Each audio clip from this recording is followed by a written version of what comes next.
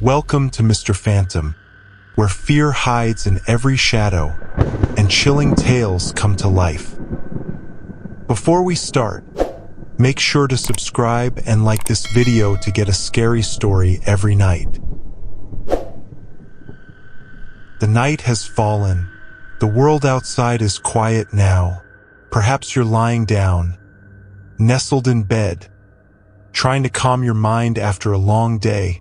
Take a deep breath and slowly let it out. Right now, it's just you and this voice. Let me take you into a story. Not just any story, but one that will quietly creep into your thoughts, like a shadow in the corner of your room that never truly disappears. This is a tale about an ordinary house, a neighbor who seemed harmless, and a doll that should never have returned. So let your eyes grow heavy and your mind drift away, because tonight we'll dive into the story called The Doll and the Creepy Neighbor. My name is Josh, and I never thought I'd find myself in a town like this. Quiet, sleepy, the kind of place where people still wave at each other from their porches, and the biggest news of the week is a cat getting stuck in a tree. For someone like me, a city guy who had spent most of his life surrounded by noise and movement, this felt like stepping into another world. But I needed that change. College was stressful, and between juggling classes, assignments, and my part-time job, I just wanted somewhere peaceful where I could focus. When I found a cheap rental house in this tiny Oregon town, it seemed perfect. The house itself wasn't much. A one-story building with peeling white paint and a crooked mailbox. But it was mine. Well, mine for the next 6 months, according to the lease. The rent was dirt cheap, and my landlord didn't ask too many questions. That suited me just fine. The first few days were uneventful. I spent my time unpacking, sorting my books, and trying to get my internet set up. I barely noticed my neighbors until the third evening, when I caught sight of Mr. Grady. His house sat directly across the street, and it was hard to miss. It looked even older than mine. A 2-story Victorian-style home with warped wooden siding and grimy windows. The kind of place you'd expect to see in a horror movie, complete with a dead lawn and a leaning iron fence that seemed more decorative than protective. But what really stood out was Mr. Grady himself. I first noticed him when I stepped outside to take out the trash.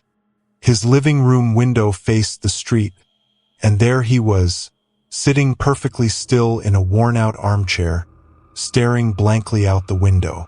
He didn't look angry or sad, just empty. His face was pale, with thin, papery skin stretched over sharp cheekbones.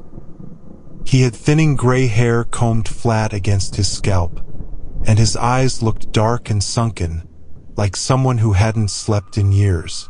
I figured maybe he was just zoning out, old guy stuff, and didn't think much of it. But when I glanced back again, his head had turned just slightly, like he was now looking directly at me. The trash bag almost slipped from my hand. I gave him a quick, awkward nod before heading back inside, trying to shake the feeling that those empty eyes were still following me. That first encounter lingered in my mind, but I tried not to dwell on it. People have their quirks, right? Maybe he was just a weird old guy. No big deal. But then it kept happening. Every time I left the house, whether morning, noon, or night, I'd see him in that same chair, gazing out the window like a statue. At first, I convinced myself it was just a coincidence. Maybe he just liked to sit there and watch the street. But some nights, when I'd pull into my driveway at midnight after a long shift, I'd still see him. Same spot, same empty stare, as if he never moved at all. It wasn't just the staring that made me uneasy. There were other things. Strange noises in my house. Faint, rhythmic thuds from the attic that my landlord swore were just squirrels. Sometimes I'd hear footsteps in the hallway when I knew no one else was home. On one occasion, I woke up in the middle of the night to the sound of my front door rattling, like someone was trying to jiggle it open. When I checked, the lock was still secured, but my porch light, which I always left on, had been switched off. I tried to brush it all off as my imagination. Stress, I told myself. Too much school, too little sleep. But deep down, I knew something didn't feel right. One evening, I decided to confront Mr. Grady, not aggressively, just to introduce myself properly. Maybe if I got to know him, I'd feel less unsettled. I walked across the street and knocked on his door. First, there was no response, just silence. I was about to leave when the door creaked open. Mr. Grady stood there, his face even more drawn and pale up close.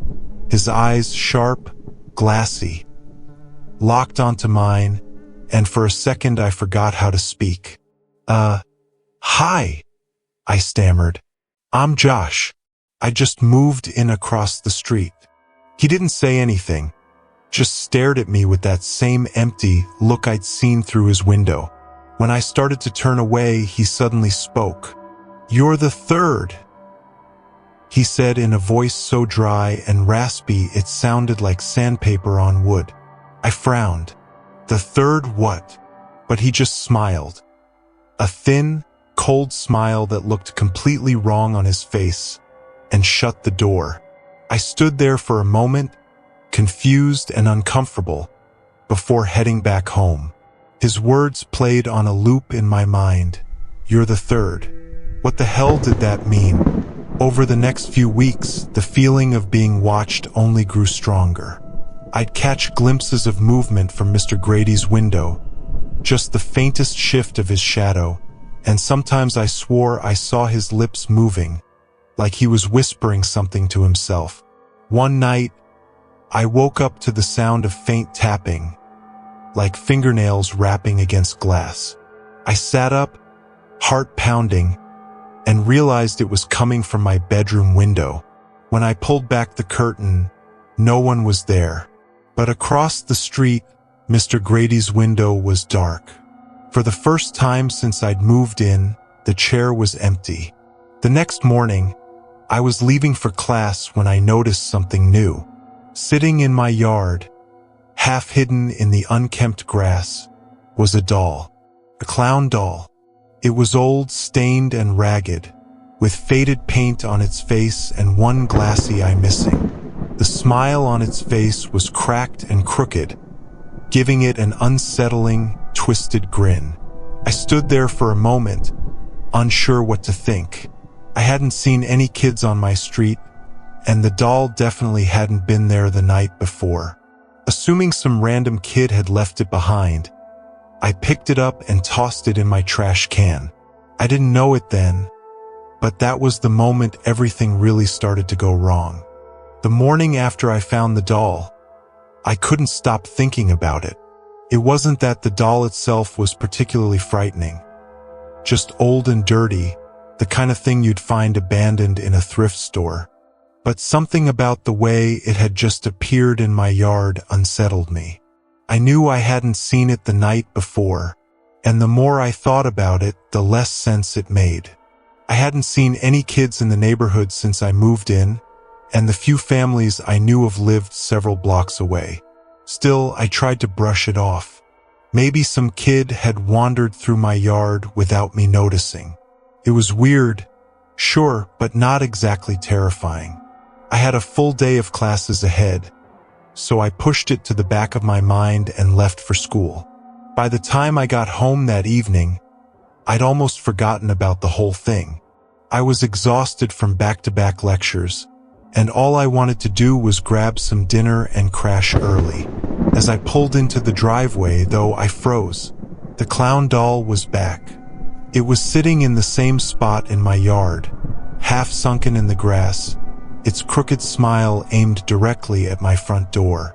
For a moment, I just stared, trying to convince myself that I was mistaken. Maybe I hadn't thrown it out after all. Maybe I just thought I had. But no, I knew I had. I remembered the weight of it in my hand, remembered the way the plastic limbs bent awkwardly as I tossed it into the trash. Yet here it was again, dirtier than before, its red painted smile chipping away at the corners. My first instinct was to confront Mr. Grady. I didn't have any proof it was him, but something about that man just felt wrong. The way he watched me, the way he spoke to me the other night, "You're the third." Maybe this was some twisted prank of his. I crossed the street and marched straight up to his porch. The house looked even worse up close, the wood rotting in places, a faint stench of mildew in the air. I knocked on the door. No answer. I knocked again, harder this time. "Mr. Grady?" I called out. Still nothing. I stood there for a moment longer before I turned to leave. That's when I noticed the curtain shift in the window. Just a twitch, like someone was peeking out. But whoever it was never opened the door. I gave up and went back to my house. Frustrated, I grabbed the doll and threw it away again. This time in the garbage bin behind my house. I made sure to slam the lid down hard. I even checked to make sure no one was watching before I went inside. That night, I barely slept. Every creak in the floorboards, every faint rustle of leaves outside, made me flinch. I kept picturing the doll's crooked smile. Something about it lingered in my mind like a bad taste. By the time morning came, I'd convinced myself I was overreacting. I was stressed out, paranoid, and letting my imagination get the best of me. But when I stepped outside the next morning, the doll was back. This time it was sitting on my porch, propped up against the door like someone had carefully placed it there. Its single glass eye seemed to gleam in the morning light. I stared at it for what felt like forever. My stomach churned, and my hands felt cold despite the warm air. I didn't know what to do. Someone was messing with me, that had to be it, but I couldn't figure out why. I grabbed the doll, and this time I didn't just throw it away. I drove it several blocks down the road and stuffed it in a dumpster behind a gas station. I felt ridiculous, but I didn't care. When I got home, I couldn't help but check Mr. Grady's window again. He was there, just like always, sitting in his chair, watching. Only this time there was something different. His mouth was moving. He was whispering to himself, eyes still locked on my house. I couldn't hear what he was saying, but the sight of his thin, dry lips forming silent words made my skin crawl. I slammed my blinds shut and spent the rest of the day indoors. By the time night fell, I was exhausted. I double-checked my doors and windows, made sure the porch light was on, and climbed into bed. But even as I tried to sleep, I couldn't shake the feeling that something wasn't right. I don't know how long I was asleep when the sound woke me. A soft thud from the front porch. My heart jumped into my throat. I lay there frozen, straining to hear. Then thud, thud. It wasn't loud, but it was steady. Like something, or someone, was gently knocking at my front door. I slid out of bed as quietly as I could and crept to the living room. The sound continued, slow, rhythmic thuds. I peeked through the peephole. The clown doll was there. It was sitting upright at the base of the door, facing it directly. But that wasn't what terrified me the most. Its arm, that dirty plastic arm, was raised, its curled fingers resting against the door like it had knocked. I staggered back from the door, heart pounding so hard I could barely breathe. I grabbed my phone to call the police, but my hands were shaking so badly I could barely unlock the screen. Before I could dial, I heard something else. Footsteps. Slow, shuffling footsteps moving away from my porch. I froze. Through the crack in my living room curtains, I saw a shadow moving across my lawn. Thin, hunched, and unmistakably human. The figure moved stiffly, its gait awkward, like its limbs didn't quite work the way they should. It wasn't until it reached the street that I realized who it was. Mr. Grady. I watched him shuffle back across the road and disappear into his house. The doll stayed where it was, sitting upright against my door. I didn't sleep that night. I sat in the corner of my living room, watching the door until the first light of morning crept through my windows. Only then did I finally open the door, grab the doll, and throw it in the metal fire pit in my backyard. I doused it in lighter fluid and set it ablaze. The flames roared to life, devouring the doll's plastic face. I stood there watching until there was nothing left but blackened ash and melted fabric. For the first time in days, I felt like I could finally breathe again. I convinced myself that whatever had been happening was over. But I was wrong. The morning after I burned the doll, I woke up feeling more rested than I had in weeks. For the first time, my mind felt clear. Whatever twisted prank Mr. Grady had been playing on me, or whatever that doll was, I was sure it was over. The melted plastic and charred fabric were still in the fire pit when I checked before breakfast. Gone for good. That day passed quietly, almost too quietly. No strange noises, no tapping on the windows, no sign of Mr. Grady watching me from across the street. It was the first time since I'd moved in that I actually felt comfortable in my own home. By the time evening rolled around, I was finally starting to relax. I made some dinner, watched a couple of shows, and even managed to laugh a little. Maybe all the stress had just gotten to me. Maybe I'd let my imagination turn some weird neighborhood prank into something bigger than it really was. I started to believe I could put this whole thing behind me. That was until I stepped outside to take out the trash. The air was cold and damp, and the sky had darkened early under thick, gray clouds. I carried the garbage bag to the bin behind my house, tossing it inside with a satisfying thump. But as I turned to head back inside, I froze. The doll was sitting in my yard again. Not in the fire pit, no, this was different. It was positioned right in the middle of the lawn, upright, facing my house. But it wasn't the same doll I'd burned. This one looked newer. The faded paint on its face was fresher now, the fabric cleaner. It still had that grotesque clown grin, but this time, something was different. The doll's face had changed.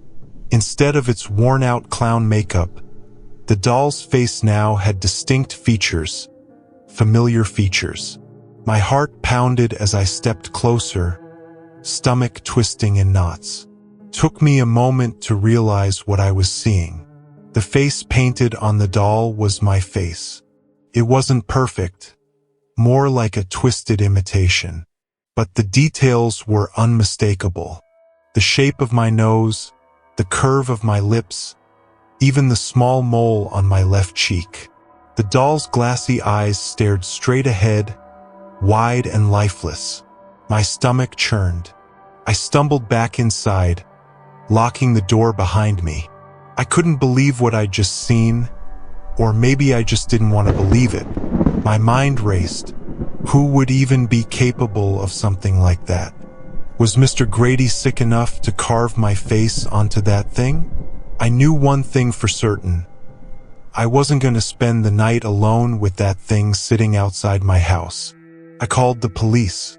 When the officer arrived about 20 minutes later, I explained everything: the doll, the face, Mr. Grady's strange behavior. He seemed skeptical at first, like I was just some paranoid kid who had spent too much time watching horror movies. But when I brought him outside to show him the doll, it was gone. There was nothing in the yard but flattened grass where the doll had been sitting. Maybe some kids playing pranks? The officer suggested. He shrugged, clearly unimpressed with my story. These small towns, bored teenagers will get up to all kinds of weird stuff. I knew that wasn't it. No bored teenager could have done what I'd seen, but there was no way to prove it. Before the officer left, I asked him if he knew anything about Mr. Grady. His face darkened a little. "Old guy's been here longer than most of the houses," he said. "Keeps to himself. Had some trouble a few years back. Something about tenants going missing, but nothing was ever proven. Just rumors." He gave me a wary look. "If he's messing with you, let us know." The moment he left, I bolted every door and window. My entire body felt tense, like I was wound too tightly and could snap at any moment. I tried to sleep that night, but I couldn't stop picturing the doll's face. My face, staring at me with those cold, empty eyes. I kept imagining the sound of tiny plastic footsteps moving outside my window. Then, at about 3 a.m., I heard it. A faint rustling, just outside my bedroom window. I shot upright in bed, heart hammering in my chest. The sound grew louder, like something was dragging itself through the grass. I grabbed the bat I kept by my bed and crept to the window. I didn't want to look, but I couldn't help myself. The doll was there. It was closer this time, right beneath my window. But it wasn't just sitting there. It was standing. Its legs were bent awkwardly, like they weren't meant to support weight. Its arms dangled limply at its sides. But its head was tilted upward, staring directly at me. And worse, the face had changed again. This time, the painted face wasn't just a crude imitation of me. It was sharper, more detailed, almost too realistic. The doll's face looked like someone had carefully sculpted every detail of my features, down to the faint scar above my eyebrow from when I fell off my bike as a kid. I staggered back from the window, gasping for air. The sound of shuffling footsteps drifted away into the night. I didn't sleep at all. By morning, my mind felt scrambled. I couldn't stay in that house another night. I was sure now that Mr. Grady was behind this. I didn't know how, but I knew he was. I waited until late morning, when the sun was high in the sky and the world felt a little safer, then walked straight across the street to his house. I didn't bother knocking this time. I pounded on his door. "Mr. Grady," I shouted. "I know what you're doing." There was no answer.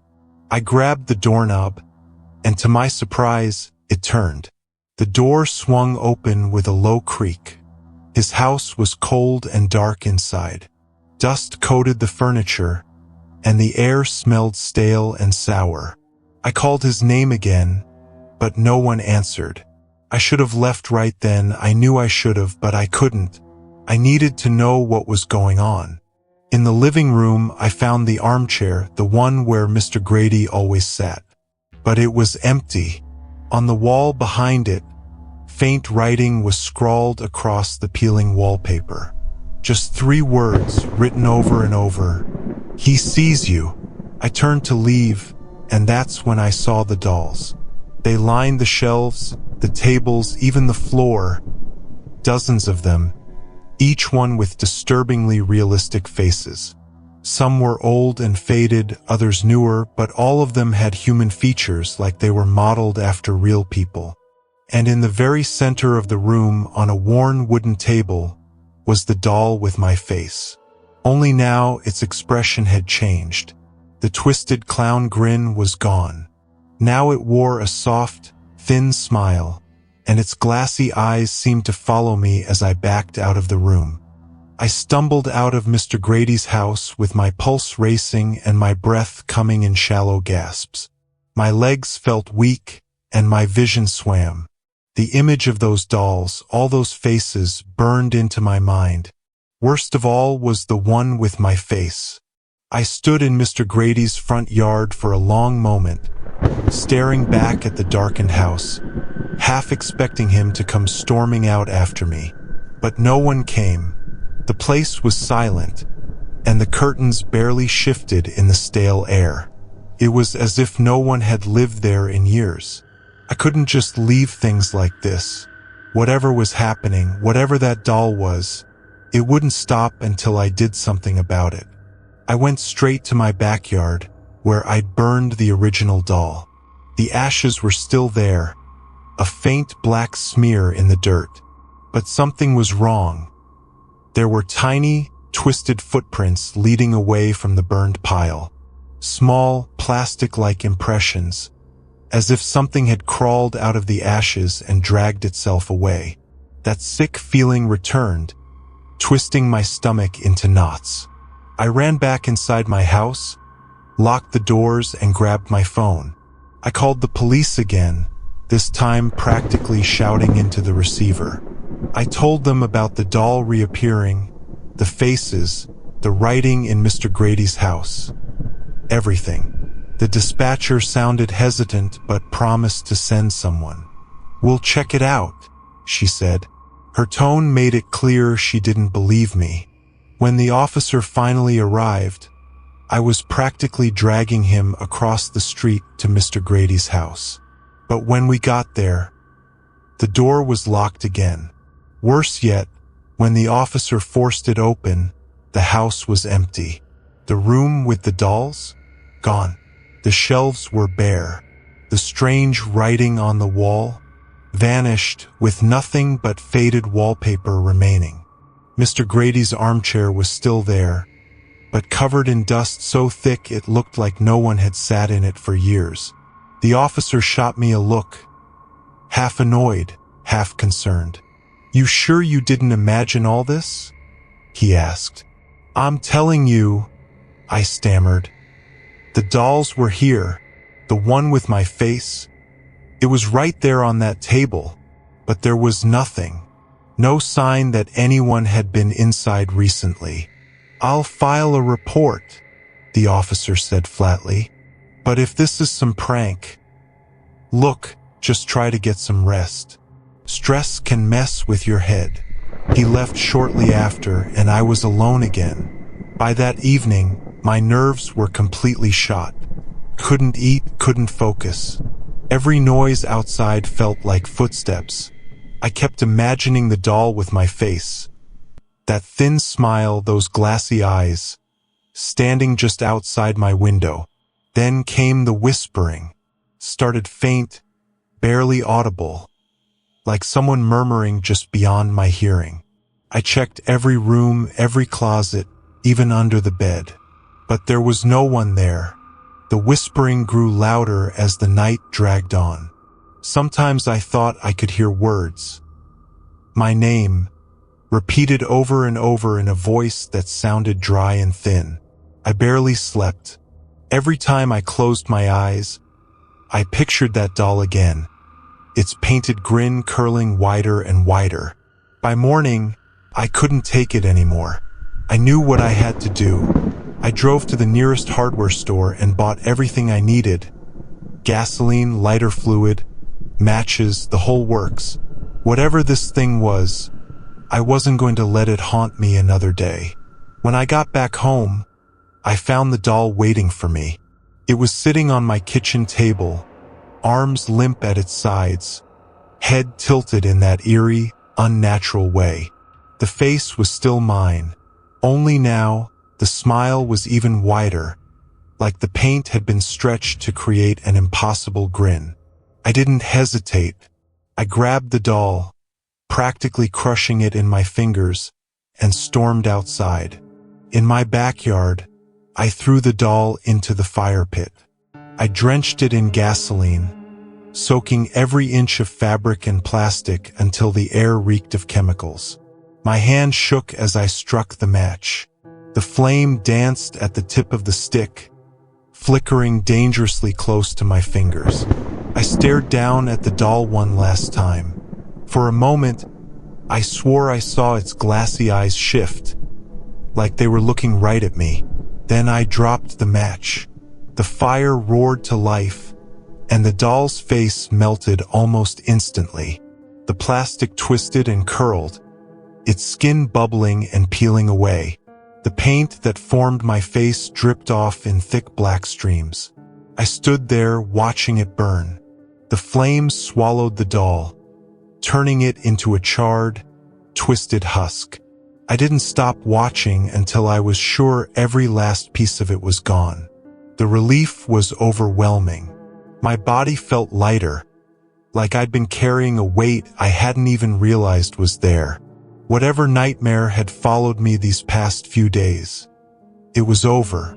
I spent the rest of the evening cleaning my house, tossing out anything that reminded me of that cursed thing.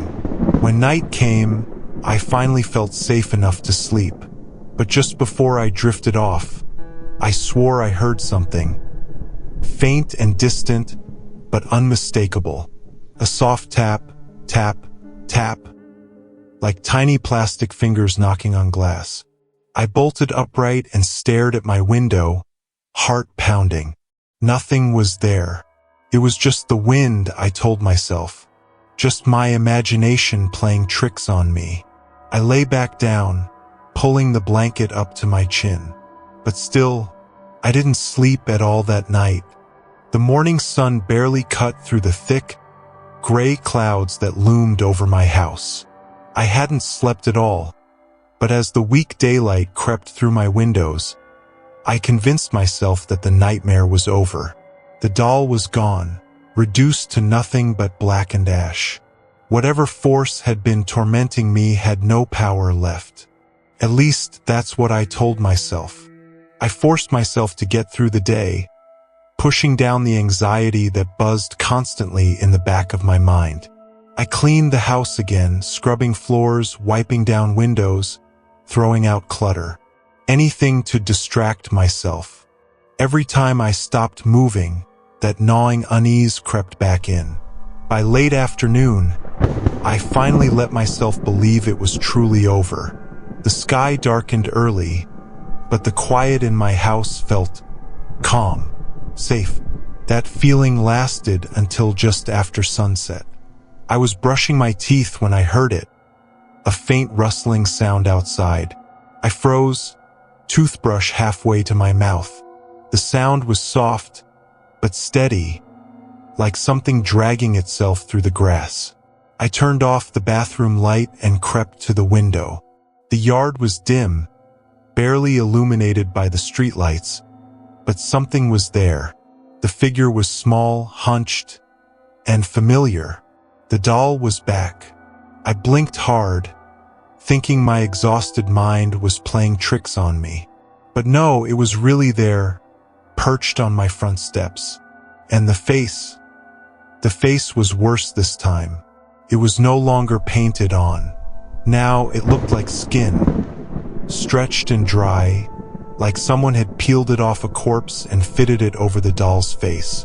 My face, the scars, the freckles, even the faint shadow of stubble on the chin. All of it was there. The smile stretched wider now, almost splitting the skin at the corners of its mouth. The eyes, no longer just glass beads, looked wet, glistening faintly in the low light. I staggered away from the window, bile rising in my throat. I didn't know what to do. I couldn't burn it again, that hadn't worked. I couldn't call the cops, they wouldn't believe me. No one would. Then the tapping started. Tap, tap, tap.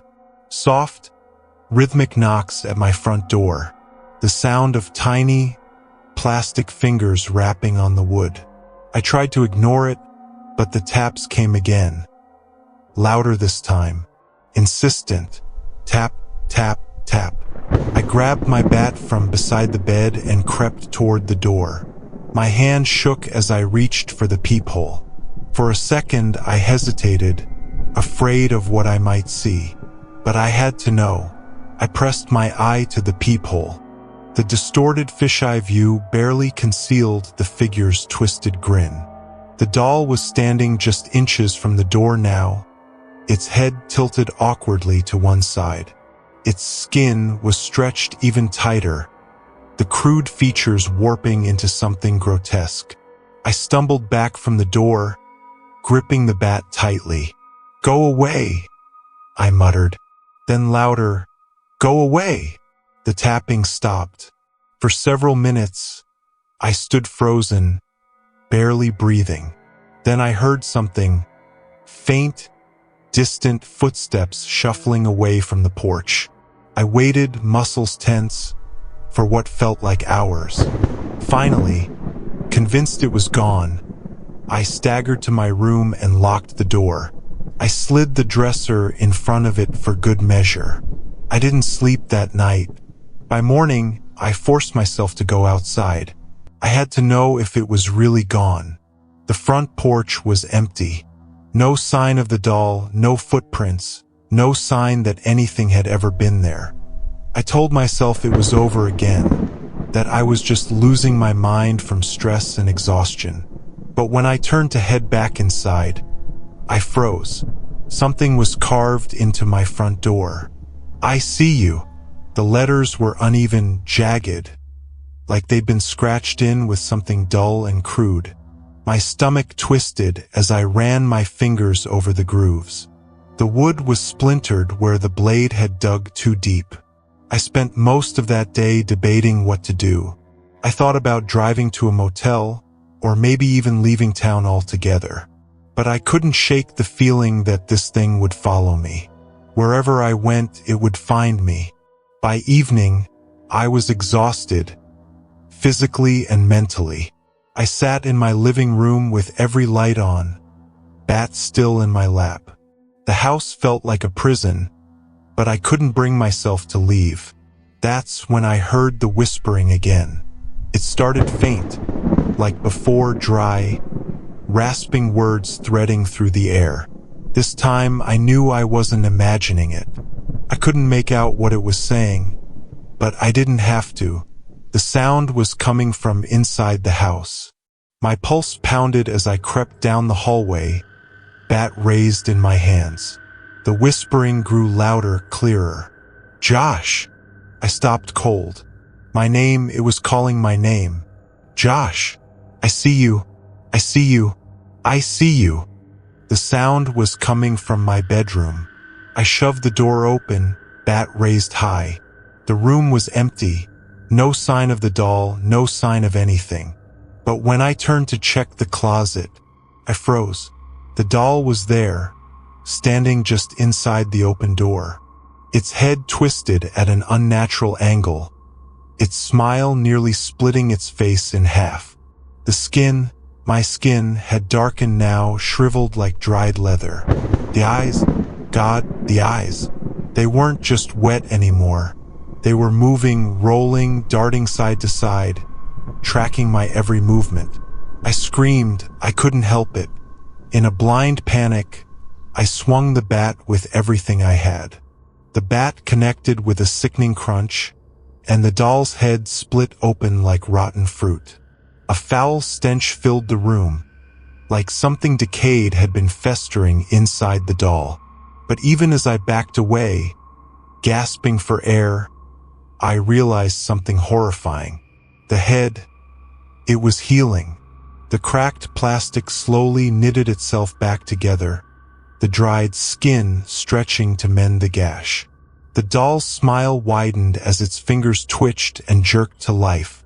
I didn't wait to see what happened next. I bolted from the room, dragging my dresser across the door again. For hours, I sat on the floor of the living room, bat clutched tightly in both hands. The whispering didn't stop this time. It grew louder. The voice filled the house, rasping my name over and over again. I couldn't escape it, couldn't fight it, and worst of all, I knew that whatever this thing was, it wasn't finished with me yet. I don't remember falling asleep that night.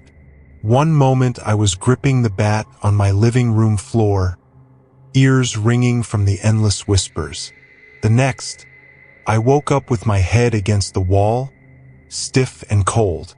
The whispering had stopped, but the silence that replaced it was somehow worse.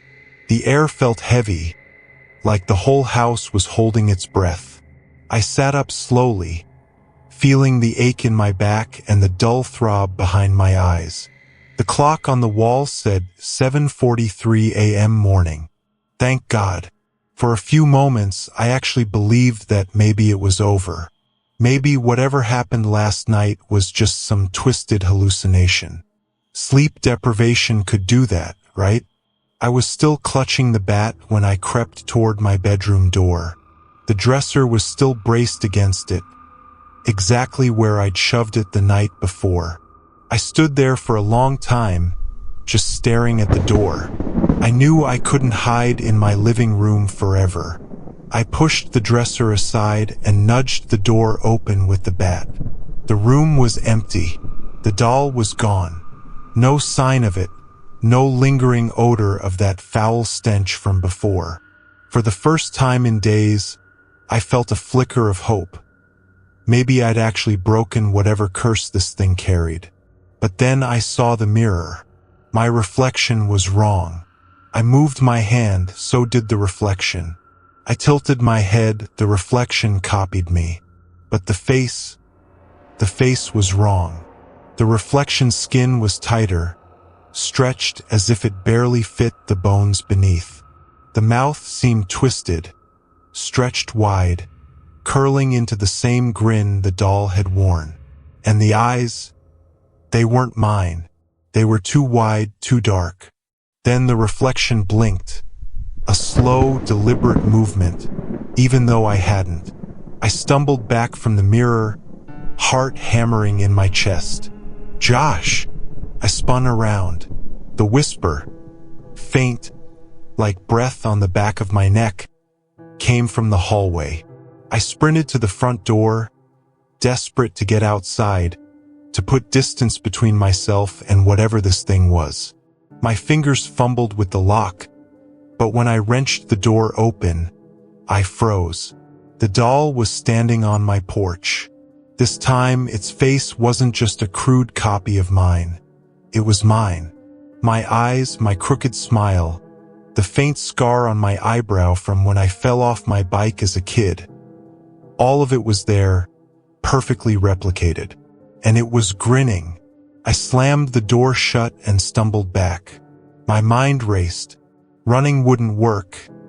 I knew that now. Burning the doll had only made things worse. I needed help. I grabbed my keys and bolted out the back door, sprinting across my lawn to Mr. Grady's house. I didn't know why I was going there. Maybe some part of me believed he'd know what to do. Maybe I just didn't want to be alone anymore.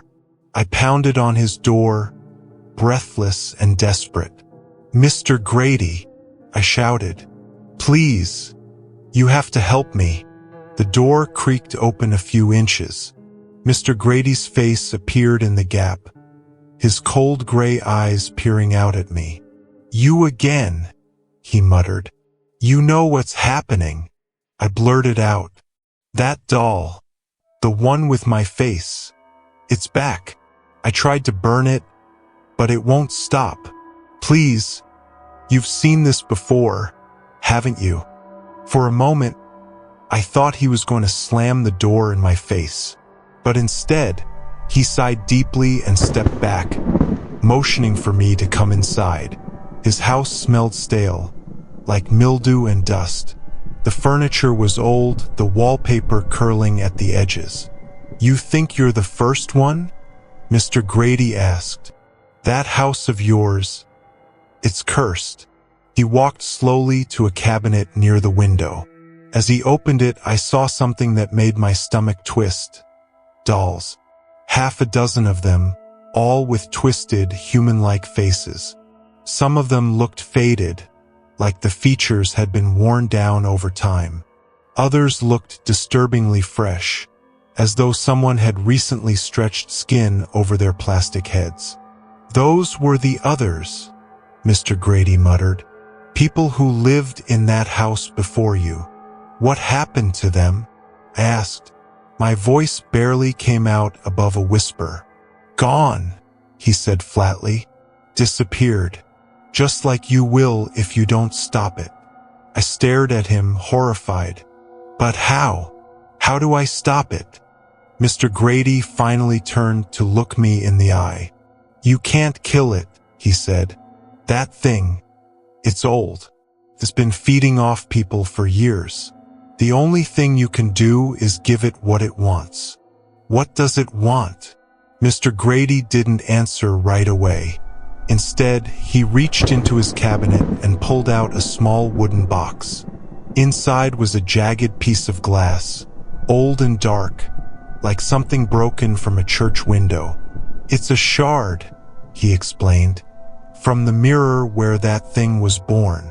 It's how it finds you, and how it replaces you." I stared at the glass, feeling an icy chill settle over me. "You have to shatter it," Mr. Grady said, "but not just anywhere. You need to find where it's been feeding, where it's strongest." "The doll," I said automatically. Mr. Grady nodded grimly. "Break the shard near the doll, and it'll lose its hold on you." I took the shard with trembling fingers. "And if I don't?" Mr. Grady's expression darkened. "If you wait too long," he said, "you won't be you anymore." I left his house clutching the shard so tightly it dug into my palm.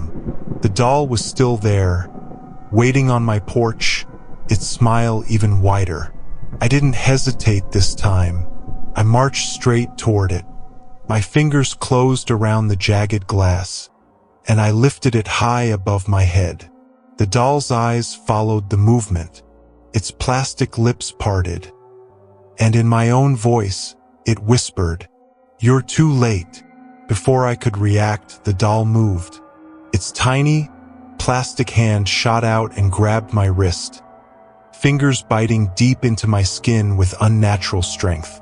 I screamed and twisted my arm, feeling sharp nails dig deeper into my flesh. The shard of glass slipped from my hand, clattering uselessly onto the porch. "You're too late, too late, too late." The words poured from the doll's mouth in a sick, distorted mockery of my own voice. The face, my face, started to ripple and shift, the twisted grin spreading even wider. Its glassy eyes locked onto mine, and for one horrifying moment, I saw something behind those eyes, something alive. I kicked the doll as hard as I could. It hit the porch railing and slumped over like a rag doll, but I knew it wasn't finished. My bleeding hand shot out, grabbing the shard of glass from the ground. The doll twitched, starting to rise again. Too late, too late, too late. With every ounce of strength I had left, I brought the shard down, smashing it against the porch floor just inches from the doll's face. The glass splintered with a sharp crack, and a gust of cold air surged up from the ground like a dying breath. The doll's body convulsed violently, then fell limp. Its face sagged, the distorted features collapsing into melted plastic. I stumbled back, chest heaving. The whispering had stopped. The air was still. I didn't know if I'd stopped it for good, but at least for now, the nightmare seemed to be over. That night, I barely slept. Every creak of the floor, every whisper of wind against the window sent jolts of panic through my body. Even though the doll had melted into a twisted puddle of plastic on my porch, I couldn't shake the feeling that something was still watching me. I kept the jagged shard from Mr. Grady's mirror beside me, clutching it so tightly in my hand that the sharp edges had begun to cut into my palm. Blood smeared across my fingers, but I didn't care. That shard had saved me once. I wasn't letting it out of my sight. When morning finally arrived, I stumbled outside. The melted remains of the doll were still there, warped and blackened. A foul stench clung to the air. I grabbed a shovel from my garage and scooped up the twisted lump of plastic, feeling bile rise in my throat as it flopped onto the metal blade like melted wax. I dug a deep hole in the corner of my backyard, far away from the house, and buried what was left of the doll. I stood over the disturbed earth for a long time, feeling the cold morning breeze bite against my skin. It's over, I told myself. It has to be over. But I knew better. I spent the day trying to clean up my house, but something always felt off. My reflection still seemed wrong. Subtle things. A twitch in my lip I didn't remember making, or my eyes shifting a second too late when I turned my head. I tried to convince myself it was just paranoia, but I couldn't shake the feeling that the doll, or whatever controlled it, had left something behind. By evening, I couldn't take it anymore. I grabbed my keys and marched straight to Mr. Grady's house. He answered on the third knock, squinting at me like I was an annoyance. "I told you what to do," he muttered. "Why are you still here?" "Because it's not over," I snapped. I buried the doll, but something's still wrong. I can feel it. Mr. Grady's expression darkened. He stepped back and gestured for me to come inside. His living room was dimly lit, cluttered with old books, photographs, and dusty knickknacks. But what caught my eye were the dolls, the ones I'd seen before. They were still there, lined up on a shelf along the far wall. Each one had a human-like face, their glassy eyes reflecting the faint glow of the lamp. "That mirror shard," Mr. Grady said, motioning to the bloody glass still in my hand. "You didn't break all of it, did you?" I frowned. "I smashed it, broke it into pieces." "But did you burn the pieces?" My stomach twisted. "No." Mr. Grady's face turned grim. "Then it's still here." "What?" My voice rose. "I broke the shard. I saw the doll melt." "That doesn't mean it's gone," Mr. Grady snapped. "The glass is part of it. If you didn't destroy the pieces, then it's still tied to you." I felt my throat tighten. What does that mean?" "It means it's not finished," Mr. Grady said quietly. "And it's still looking for a way back in." I stumbled back, my head spinning. "What do I do?" Mr. Grady walked to a shelf and pulled down an old, leather-bound book. He flipped through the pages before stopping on an illustration. A dark, jagged figure with hollow eyes and claw-like hands reaching out from a broken mirror.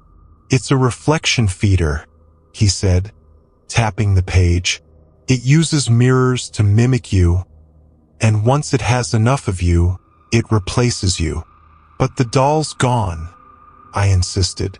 "I buried it." Mr. Grady shook his head.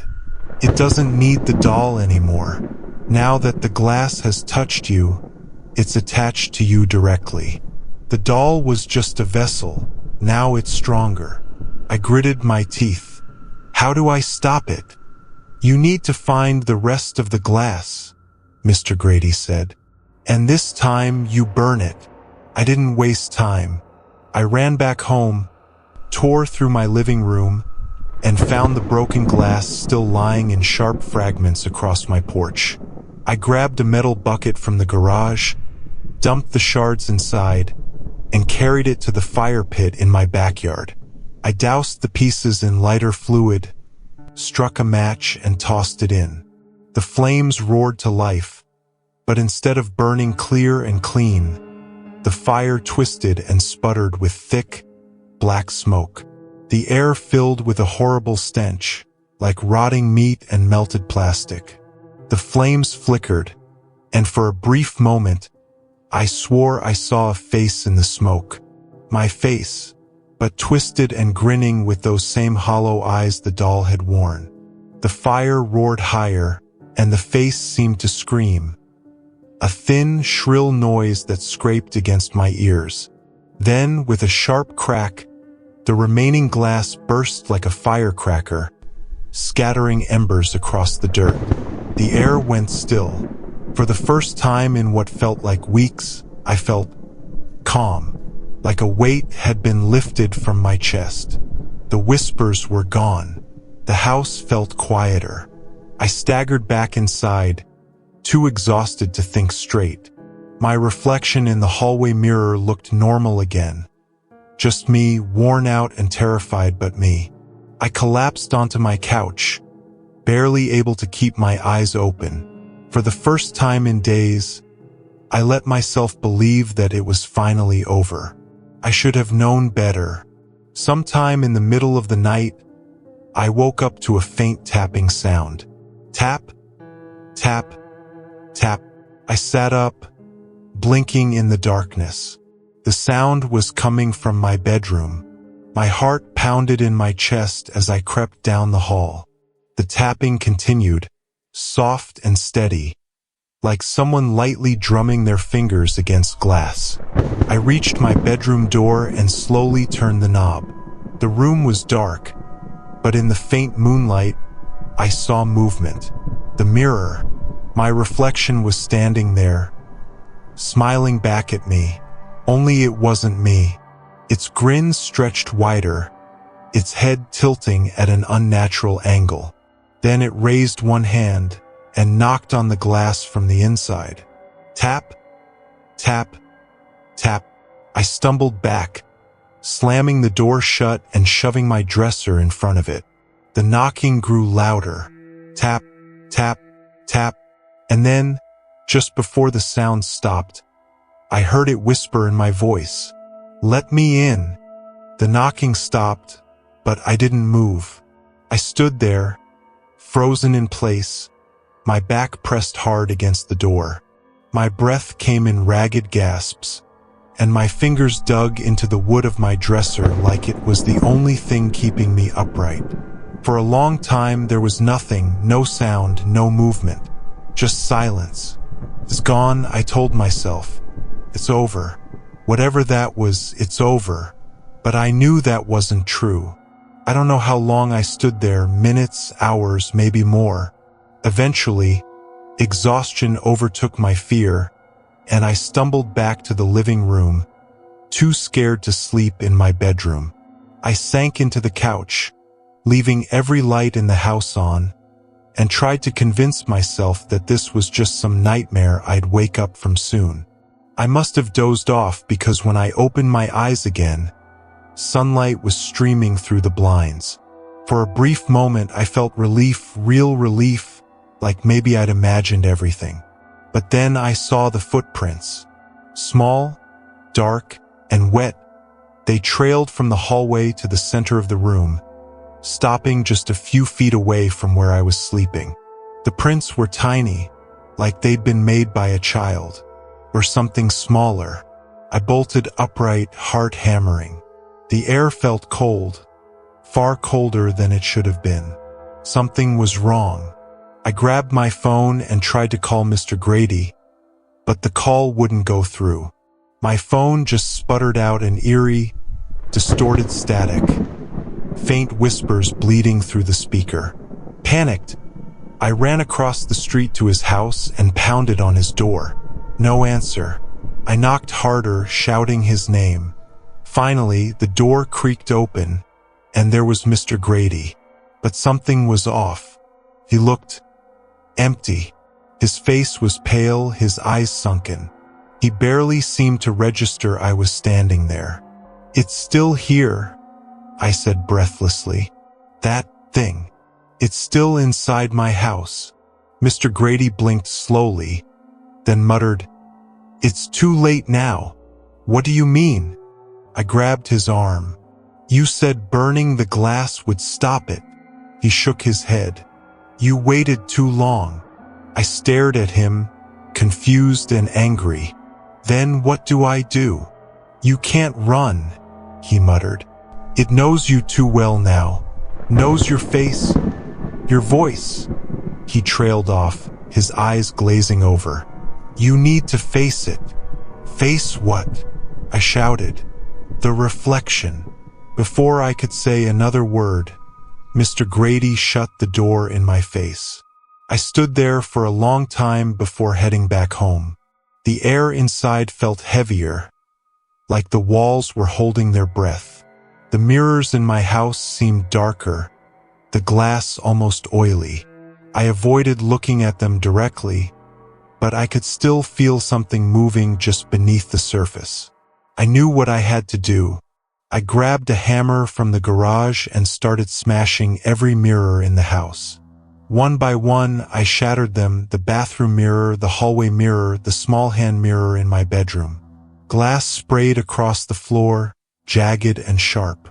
When I got to the last mirror, the large one near the front door, I hesitated. My reflection was already waiting for me. It wasn't mimicking me anymore. It stood still, smiling wide, its head tilted too far to one side. Its eyes were wrong, too big, too dark. And as I raised the hammer, it lifted its own hand and wagged its finger like it was scolding me. "Don't." The voice came from the mirror. My voice, but twisted, warped. I ignored it and swung the hammer. The glass shattered, and for a split second, I thought it was over. But the reflection didn't break with the glass. Instead, it spilled out, a thin, shadowy figure that stretched and writhed like smoke. It moved fast, faster than I could react. The shadow twisted around my arm, cold and burning at the same time. I felt my skin tighten, like something was crawling inside me. I screamed and stumbled back, flailing wildly. The shadow clung tighter, winding around my chest, up my neck. My vision blurred, my ears ringing. My reflection's twisted grin was the last thing I saw before everything went black.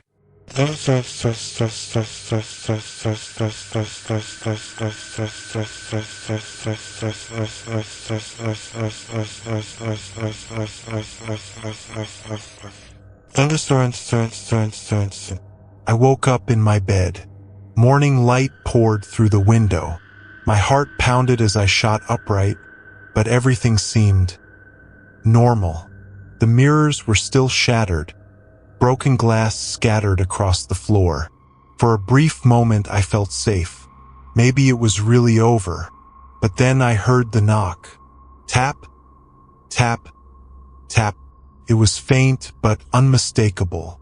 I turned toward my bedroom window, and there, on the other side of the glass, was me. My reflection was standing outside, its face pressed against the glass, grinning wide and hollow. "Let me in," it whispered. I stumbled back in horror, but then I noticed something else. The morning newspaper, still lying by my front door. With shaking hands, I picked it up. The headline hit me like a punch to the chest. "Local man missing, last seen in his home." And beneath it was a photo of me. But the face in the photo wasn't quite right. The smile was too wide, the eyes too hollow. I dropped the paper and bolted for the door, but when I opened it, I wasn't outside. I was inside a reflection. Cold, distorted, trapped behind glass. I turned toward the window and saw myself, my real self, walking away from my house, whistling a faint tune. He turned back one last time, that hollow smile still plastered across his face, and tapped the glass with one finger. Tap, tap, tap, and then he walked away. And so, the story comes to an end. Perhaps you're still wide awake, or maybe your eyelids have grown heavy, and your thoughts are beginning to blur. But before you drift away completely, remember this: sometimes the things we fear most aren't the ones we can see, but the ones that linger quietly in the corners of our minds, shadows that follow, reflections that stare back just a little too long, and whispers that seem to know your name. But for now, let those thoughts fade. Let them slip away. You're safe here, warm and calm. Let your breathing slow. Let your heartbeat steady, and allow sleep to carry you far, far away from the shadows. Rest well, and good night.